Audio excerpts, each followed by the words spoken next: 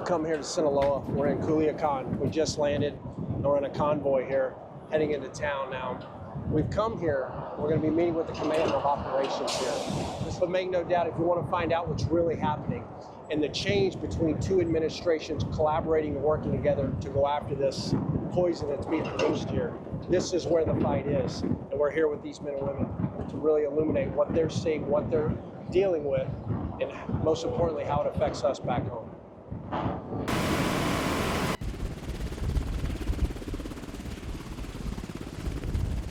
We are here at what we call a mega lab in the United States. Here in Mexico, this one would be considered smaller, and by the way, it produces up to 200 kilos of methamphetamine per day.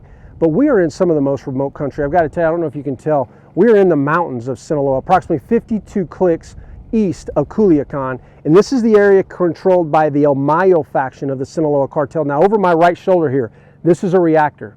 This is where the synthesis to making this deadly methamphetamine begins. And then from there, it comes across over into these other barrels where it goes through the different solvents. On this last barrel here, that is liquid methamphetamine, just so you know. And then it's going to leave from here, go over this mountain range to another area where they then run it through a series of solvents to make it into its final product. But I have to tell you, I don't have the ability to articulate the smell that you smell between the P2P, your phenylacetone, all the hydrochloric acids, the red phosphorus, and other chemical precursors that they have here. Now, I've talked to them about where the chemical precursors come from. Most of it is China and India that they're seeing on the ground. There's one last thing I want to show you here. Look over here to my right. This is a makeshift pool. Water, the Defense Forces here are telling me, are very important in the production of methamphetamine. And so that's usually somewhere close to a creek where they can pipe that water up to make those deadly poison.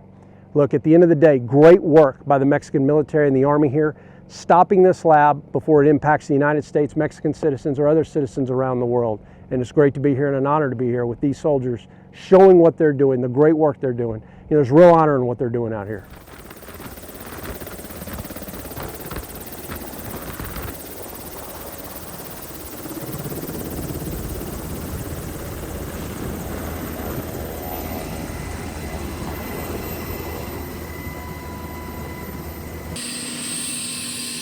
All right, we just landed. We're about 50 miles northeast of Culiacan in the mountains. As you can see, that was our ride there, that Black Hawk helicopter. Behind me, you'll see these soldiers with the Mexican Army who have clearing out this marijuana field. It's about a quarter of an acre on the side of this mountain. And then behind, there's a secondary drying station, which I'm going to show you here in a second. But over here, if you'll look, you'll see there's a poppy field we were just in. Now, I was talking to one of the majors here, and Major is telling me that this is pretty common. These are basically looking at kind of like subcontractors. They do this on their own, and then they sell it like basically to the highest bidder. Because the truth is, marijuana is grown in the United States now, so you really don't, it's not a cash crop like it used to be. That's why they've gone to the labs. But it's very interesting because, you know, you think you can just come out here and end this problem easily. Well, if I could tell you what it took to climb up this, to get up here, it shows you the challenges and the layers of it that are here. But great work by the military. They flew in over this yesterday, saw these fields, held it, and now we're up here getting it taken care of. But I want to show you real quick. Follow me down here. This is a drying station. Don't fall, Ray. Oh, good catch. All right, go slow. There's no rush. There you go. Okay, now this is a drying station. So once the plant matures, then you gotta pull it. And so then you put it in here, and this is what a drying station on the side of the mountain looks like. Now also, right here, if you'll look, you'll see all these pipes. They're piping water up to grow it on the side of the mountain range, and then you can't smell it, but as it's drying, it's pretty taunt. But this is what it looks like in phase 2. So not only do you have marijuana growing here, you also have poppy where they're making heroin.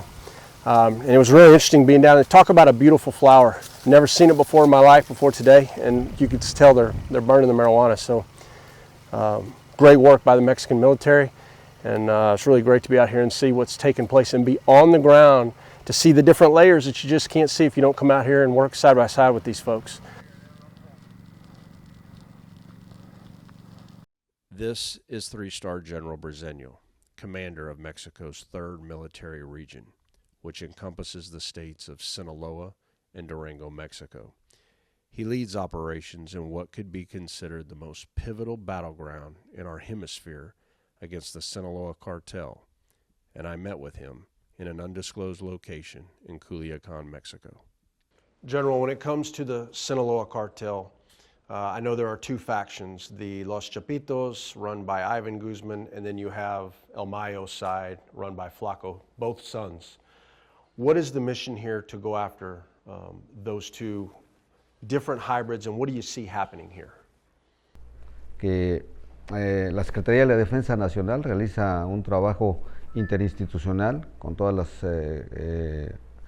instituciones representadas del Estado y de alguna manera en el marco que tiene la estrategia de seguridad pública, atendiendo principalmente las causas, llevando a cabo una coordinación estrecha con todas las instituciones, realizando tareas de inteligencia y de información y por último consolidar la parte correspondiente a la Guardia Nacional.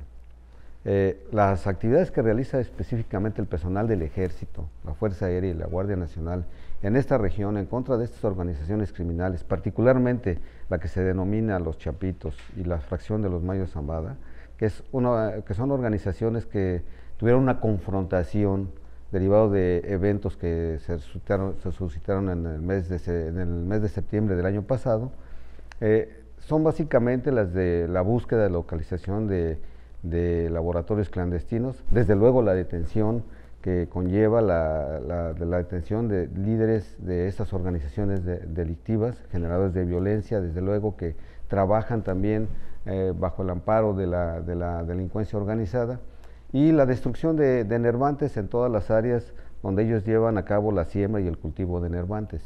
También tenemos como otras actividades pues la búsqueda y localización también de plantíos de amapola, de marihuana, y particularmente en las ciudades, pues la detención de estas organizaciones.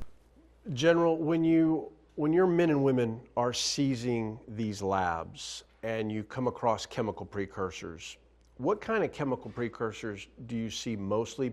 La Secretaría de la Defensa Nacional, a través de estos reconocimientos aéreos y terrestres que realizan las tropas, aquí en particular en el estado de Sinaloa, hemos localizado diferentes áreas que se utilizan para la producción de metanfetaminas.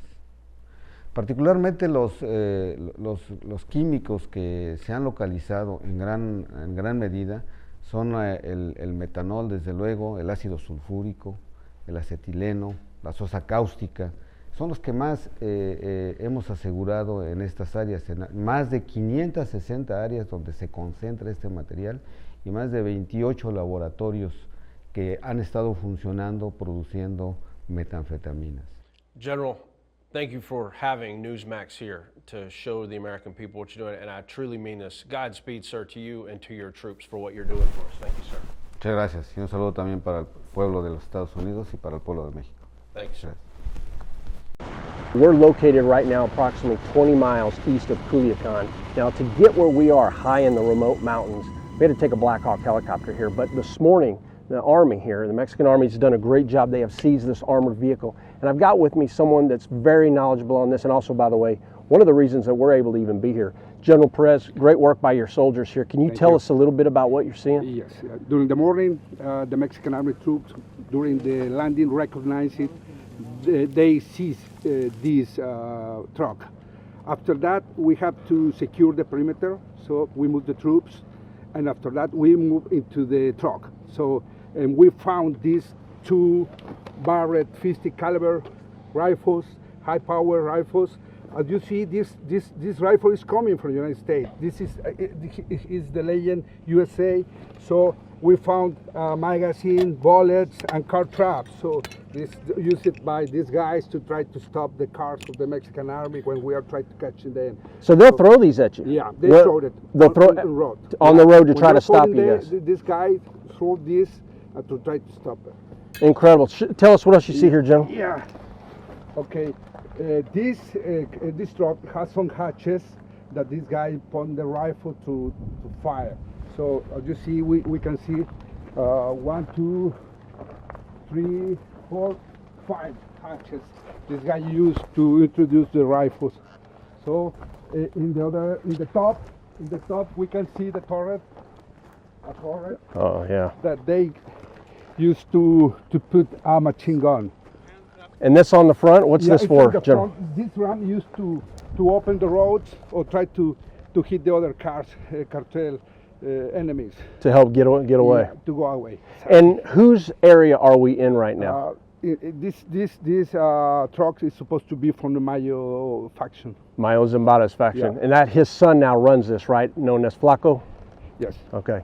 And let me show you inside here real quick. This is incredible because this is why they've been designated as terrorist organizations. It's these capabilities that they have. And you can see this thick these windows, but I want you to take a look here too what they found inside. Very important point. You see this right here? This is a bullet trap. In the old days they could shoot here around and it wouldn't get through, but they could come up to the door seams. This is advanced technology that the cartels learned from years of battling one another, these bullet traps, just like you would see in a American manufactured armored car. Now when you get inside, you can see this thick glass. This thing is covered in armor. It's got more visibility of different logos directly linked to El Mayo Zambada. You can see a radio battery that was left because they use those radios. And also, of course, the Santa Muerte Shrine. Look, at the end of the day, this is what the Mexican army is up against. And it's a very important point here because make no doubt, there's valor in what these men and women are doing out here. Very elite army doing what they can to protect their citizens. And we have to remember, what they do here directly protects us in the United States. What an incredible trip this has been. And I have to tell you, as we take off here to leaving Sinaloa, I just want to thank all of the Mexican military, the Mexican Army for hosting us and having Newsmax. Jaeson Jones from somewhere in Sinaloa, back to you.